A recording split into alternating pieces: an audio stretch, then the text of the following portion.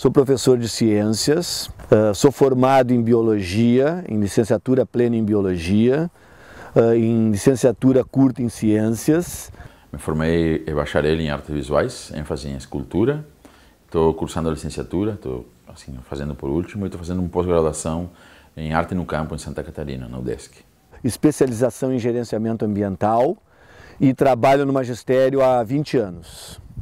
Comecei a trabalhar com educação antes do magistério em 85, educação popular no Uruguai. A gente trabalhava com sindicatos e movimentos sociais. Depois, quando vim para o Brasil em 90, comecei a trabalhar com Movimento Sem Terra, em educação no campo, educação popular. E em sala de aula, formalmente, estou desde 2010 trabalhando, ensino médio estadual. Licenciatura plena em Educação Física, pela Universidade Federal do Rio Grande do Sul. Curso de magistério no 2º grau. Sou formada em pedagogia anos iniciais, tenho uma especialização em supervisão escolar e sou mestre em educação. Licenciatura de História. Licenciatura em História e também no momento eu estou fazendo uma formação ligada à área da dança.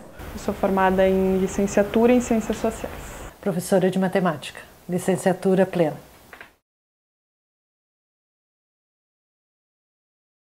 Eu já trabalho há 25 anos. 26. 5 anos. Eu tenho 13 anos de magistério. Eu me formei em 2011. Hoje, 2 anos. Então, 40 horas de educação. 40 horas. Pela manhã como professor e à tarde como coordenador de projetos, fazendo saídas extraclasse. Atualmente são 44 horas. 60 horas. É uma escolha, a gente tem que escolher ser professor, né? Não se está ali por acaso e não pode ser por acaso que isso aconteça. Escolhi ser professora pouco na minha formação no ensino superior. Primeiro porque eu gosto de trabalhar com pessoas. Sempre gostei de trabalhar com pessoas e isso acabou me levando, dentro das ciências sociais, o curso que eu fiz, acabou me levando para licenciatura, para docência. E quando eu tive que escolher uma profissão, eu escolhi algo que se assemelhasse às coisas que eu gostava de fazer. Então eu gostava de estudar história. Mas, sem dúvida alguma, eu fui muito influenciado por um grande amigo, professor também, e pelo fato de meus pais serem professores. Muita influência da família, né? E também por gostar da área da educação, por gostar de ensinar, porque eu, né, vivenciei muito essa experiência, então essa é a minha escolha. E sempre tive envolvida em atividades artísticas, assim, dança, teatro, enfim. Nunca pensei em ser professora na minha vida, né? Meu desejo era fazer arquitetura. Tentei primeiro artes visuais, não fui selecionada na prova específica, não passei, acho que eu não tinha talento para isso. Sempre pensando assim, vou trabalhar na área de pesquisa, qualquer coisa, vou arranjar um emprego que, sei lá, que lide com números, né? Surgiu numa necessidade quando eu fiquei desempregada durante 6 meses. Aí quando eu comecei o estágio, aí sim, aí no meu primeiro dia, no meu segundo dia de estágio, eu disse assim, eu quero ser professora. Na realidade, eu não tinha como interesse fazer a licenciatura, né? Eu entrei na universidade muito envolvido com bacharelado e eu queria, na realidade, continuar a carreira acadêmica e ser professor universitário. No meio do caminho, comecei a trabalhar com um supletivo rural em 5 assentamentos no estado e me interessou muito a abertura que tem o ensino médio para poder trabalhar. Comecei a trabalhar no estado e é nesse momento que eu defini fazer a licenciatura. Então, não sou daqueles que fez licenciatura porque não tinha outra opção. Eu escolhi fazer a licenciatura. E aí comecei a conhecer uma outra forma, outra relação de trabalho, né? Com a questão do professor, não mais na parte técnica, mas na parte de educação, né? Que foi quando eu comecei a dar aula em escola pública. Ser professor é estar sempre buscando algo diferente, entender o outro, entender as pessoas. Ser professor é estar muito vivo dentro da escola, né? Tu podes estar em sala de aula e ser apenas uma pessoa que repassa informação, mas ser professor é uma exigência estar vivo, né? Tu tá muito antenado com teus alunos, com o meio de teus alunos, com a sociedade que está em torno deles. É uma atividade perturbadora, porque tu tem que trabalhar com as diferenças tu tem que trabalhar com os conteúdos e isso é instigante. Os pais nos cobram, a sociedade diz que o ensino não funciona, todo mundo termina dizendo que a educação não presta da forma que ela está, mas o cara que está na linha de frente somos nós, né? Quem está lá, o operário da cultura, lá nesse caso somos nós mesmos. Então, ser professor é isso, é ser um cara muito envolvido com todo esse processo que é muito contraditório, né? Não é um processo simples. Não é fácil ser professor. Ser professor é saber conjugar as coisas e entender as coisas junto com os outros, buscar a compreensão geral. Ser professor é complexo. Profundo. Complexo no sentido desse emaranhado, assim, de relações que se estabelecem com a docência, né, com o ser professor. Ser professor é saber dialogar, saber ouvir, saber dividir e saber aprender, que a gente aprende sempre. O professor é um cara que estimula os alunos a irem atrás do conteúdo. Trabalhar na formação da cidadania do país. Estimula os alunos a experimentar diferentes formas de aprender. Em que pese esse ainda não seja bem um conceito que a gente tenha definido, né? O que é cidadania ou o que é ser cidadão, mas eu acho que o caminho do ser professor é contribuir nessa construção de uma sociedade democrática, na formação, enfim, das futuras gerações, digamos assim.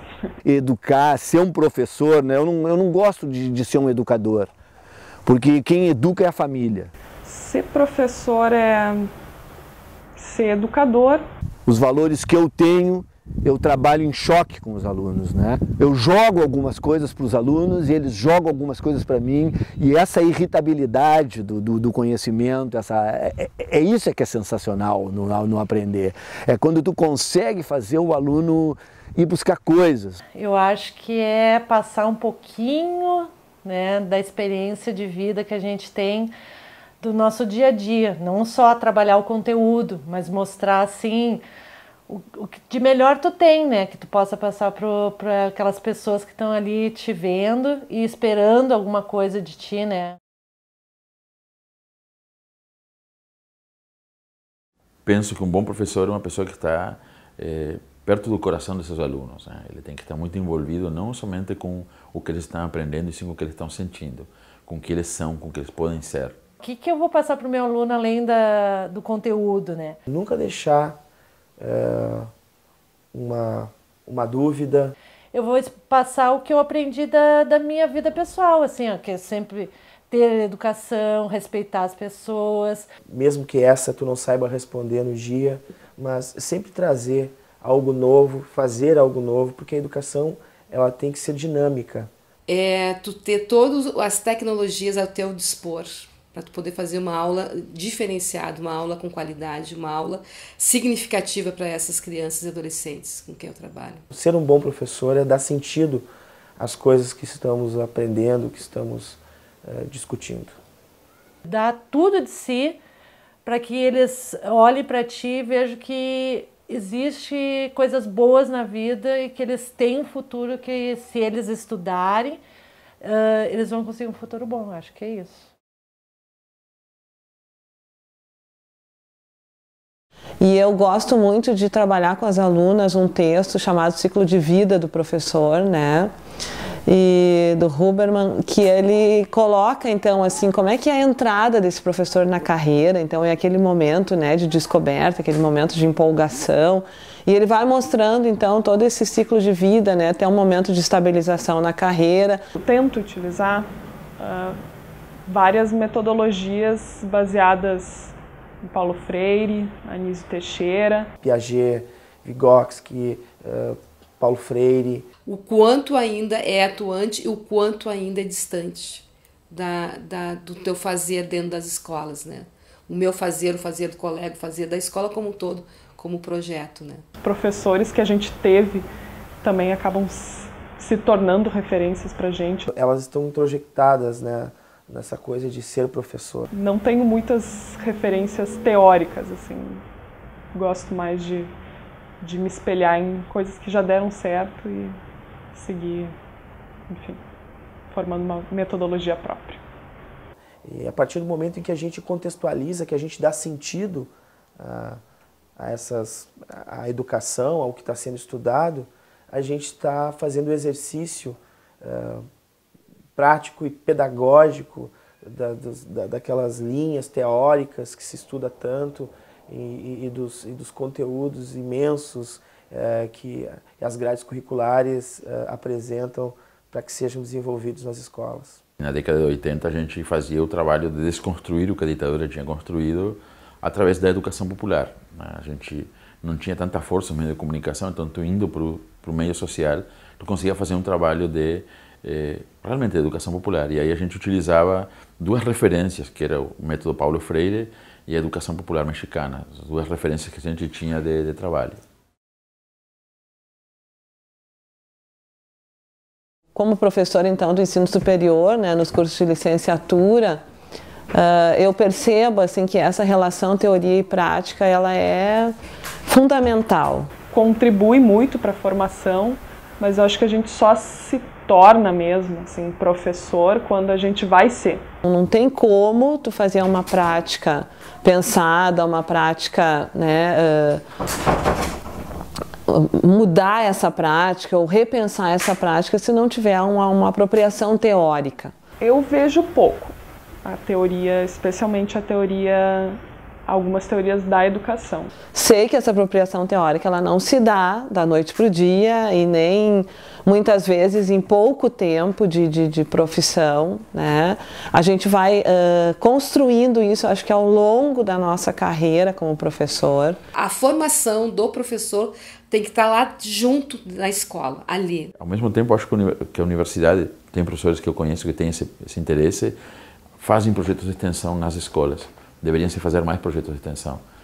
Possivelmente o curso para formar professores é muito curto, né? Em 4 anos, tu pega um adolescente que recém está saindo do ensino médio, em 4 anos se torna um professor que vai ser referência para outros adolescentes. Mesmo quando faz o estágio, assim, essas finais, né, os anos finais, ainda não é a experiência mesmo de ser professor, de estar numa sala de aula, de ter às vezes 90, 100, 100 e poucos alunos numa mesma semana, saber o nome de todo mundo, preparar 15, 16 aulas diferentes. Isso acho que essa experiência ninguém ensina. Acho que falta talvez isso essa experienciação na faculdade. Muitas vezes esse recurso teórico ele não vai te responder exatamente o que tu quer, mas ele vai te ajudar a pensar, então, o que fazer para que aquela realidade se modifique. Universidade, escola, conflito e tentar trazer essa formação permanente para dentro da escola. Eu vejo a universidade hoje muito distante da escola e quem está na universidade está distante da escola também. Eu tive uma experiência na faculdade de fazer 2 anos de ser bolsista de iniciação à docência, né, do PIBID. E isso me ajudou muito a entrar com mais tranquilidade na sala de aula, mas acho que só a experiência prática que ensina mesmo.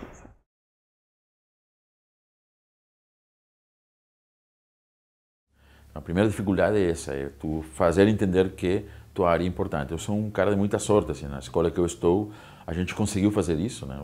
A comunidade escolar conseguiu entender e conseguimos aumentar a carga horária de artes, por exemplo. Temos um período no primeiro ano, 2 no segundo e 2 no terceiro.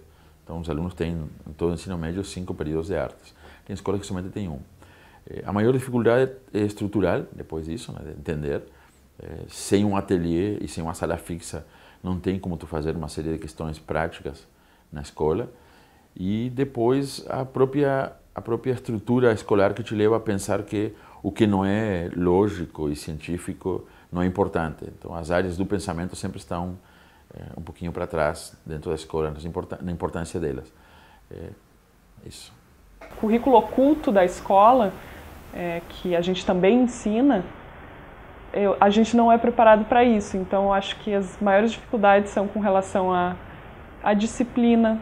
Ai, olha, nem um pouco de dar aula. A relação entre os colegas, às vezes, também acaba sendo desgastante ao longo de um ano inteiro, né, que a gente se vê todos os dias. O conteúdo eu já tenho prática, é tranquilo, assim, as perguntas que eles lançam, é tranquilo responder, que eu sei do meu conteúdo. O desafio maior é, assim, a disciplina dos alunos.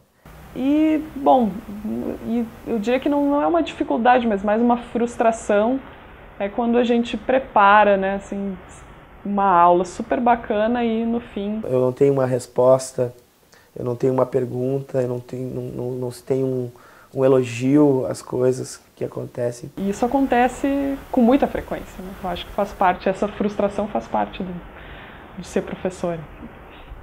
Isso um pouco que magoa, né? O fato da gente despender um tempo pensando nisso e não se realizar. A gente não tem uma estrutura ainda de qualidade para trabalhar dentro das escolas. Digo, sala de informática, uma quadra coberta, tu ter materiais, disponibilidade de materiais. Então são algumas dificuldades que atrapalham a docência de um professor, mas de maneira alguma isso vai interferir dentro da minha sala de aula, no jeito de eu me portar, do jeito de eu abordar as questões, mas sim de uma maneira geral de como eu vou encantar o estudante.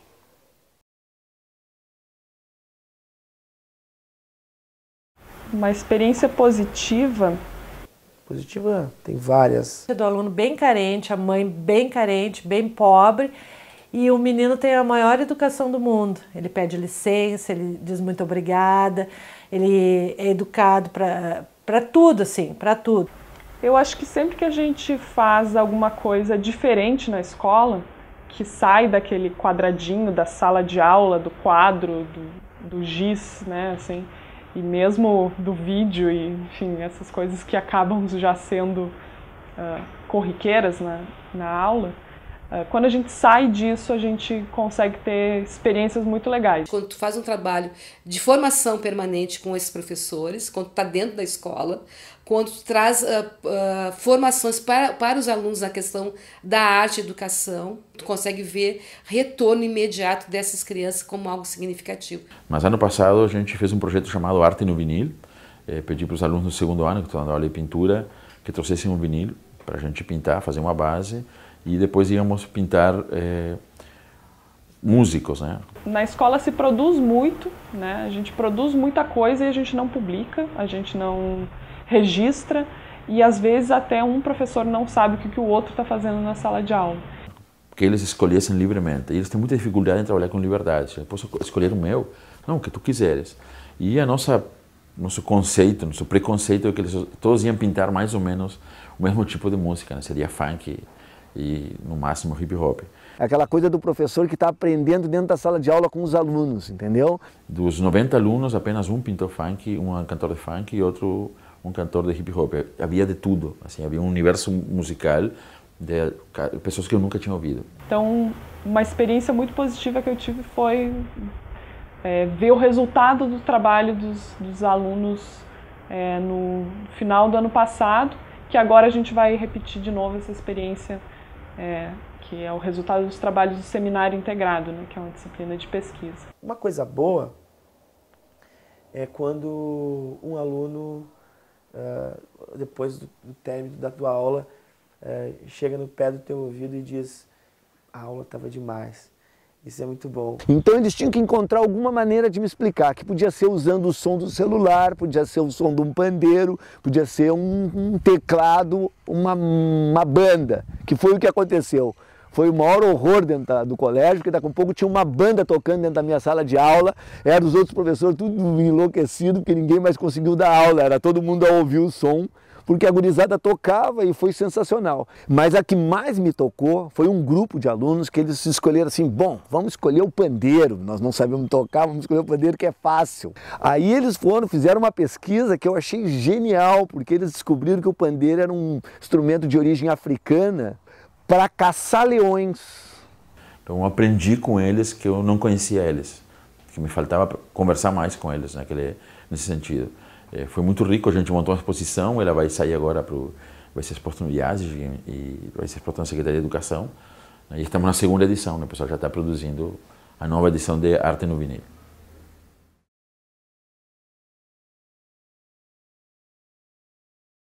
São muitos. Depois vocês fazem plim, quando um aluno me mandou me fuder dentro de sala de aula. Então, um exemplo assim, tu pede para o aluno guardar o celular, que ele está mexendo na internet enquanto tu está dando aula. E ele diz assim, eu não vou guardar porque tu não manda em mim. Quem é tu para mandar em mim? Tu não é nada aqui dentro. A outra negativa foi quando eu fiz um tensionamento com o menino também, ele me ameaçou de que eu estava no caderninho preto dele. A defasagem, o aluno não querendo estudar, o aluno não estando nem aí, essa história de celular dentro da sala de aula, que poderia, entre aspas, ser bom, né? Mas a gente não tem recurso nenhum para trabalhar com eles, então acaba atrapalhando as aulas. E a outra negativa foi agora, semana passada, quando um aluno nosso, um aluno meu também de uma escola, acabou falecendo com uma brincadeira de roleta russa. Acho que isso foi uma experiência muito pesada, assim, quando tu vê alguém muito próximo de ti perdendo a vida e tu como escola, como professor, não perceber esses movimentos que esses adolescentes fazem, né? Fora da escola, né?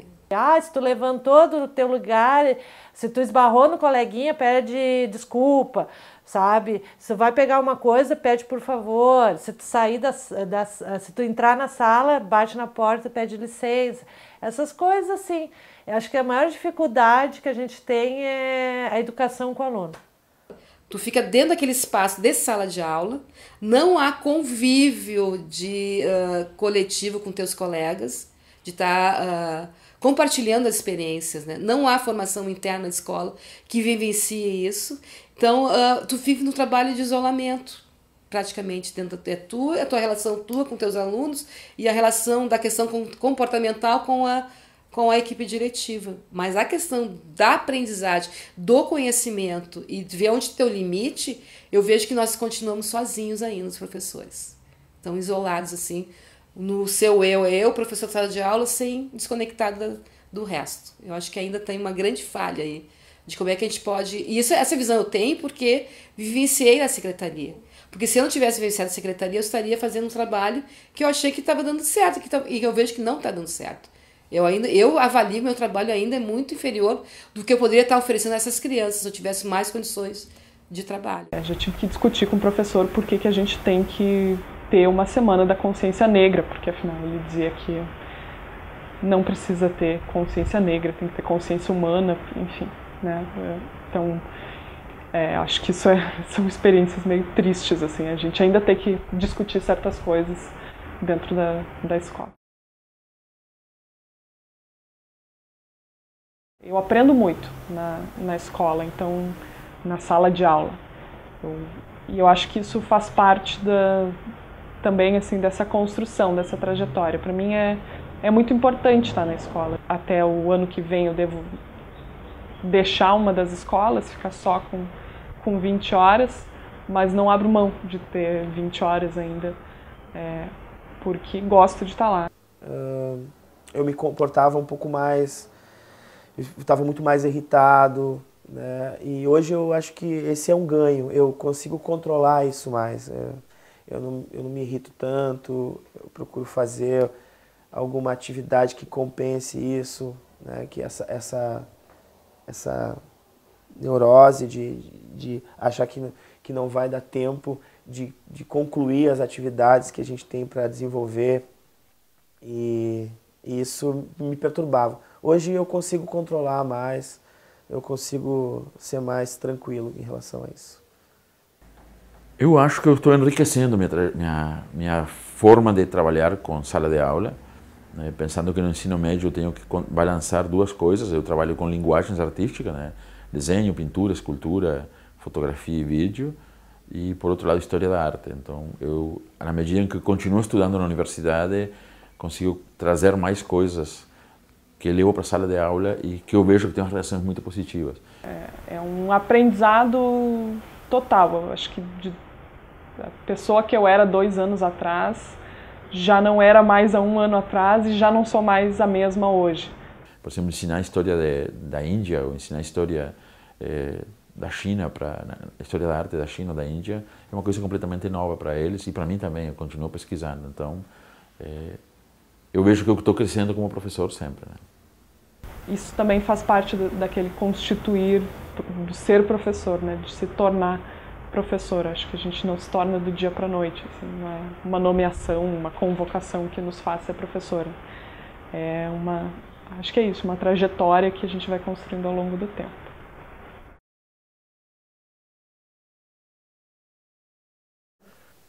Eu espero que seja sempre melhor, né? Que seja sempre, espero que o futuro seja sempre que a gente seja mais valorizado enquanto profissional, a questão, não só a questão financeira, mas nós estamos passando por um período histórico de muitas mudanças curriculares.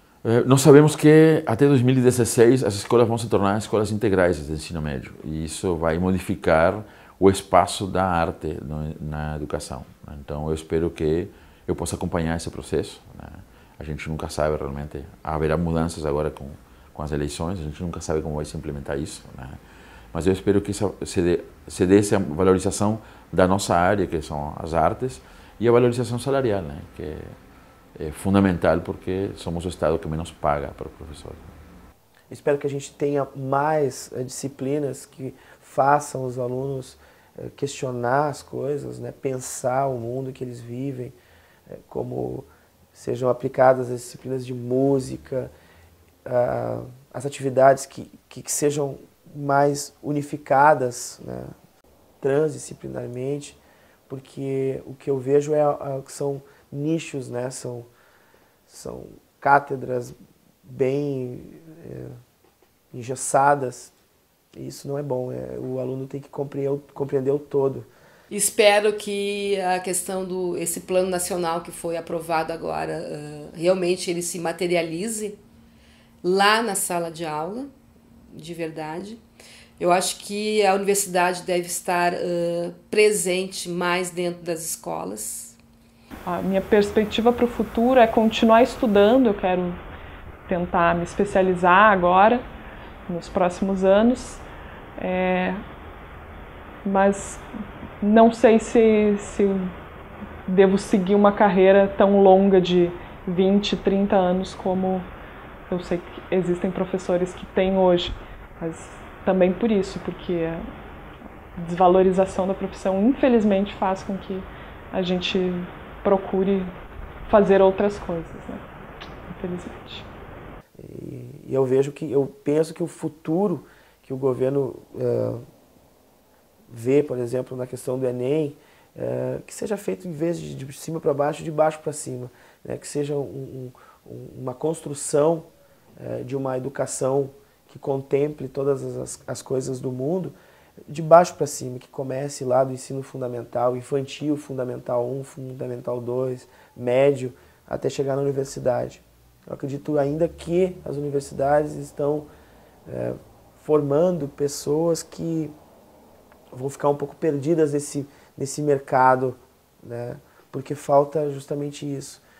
Muitos professores meus da faculdade, eu gostaria de encontrá-los para perguntar a eles onde é que está aquele colégio, né? Aquela turma, aquele aluno perfeito, que a gente sabe que a experiência deles não contempla. Por enquanto, né? Para mim não contemplou isso. Só a experiência, né, que vai dizer como é.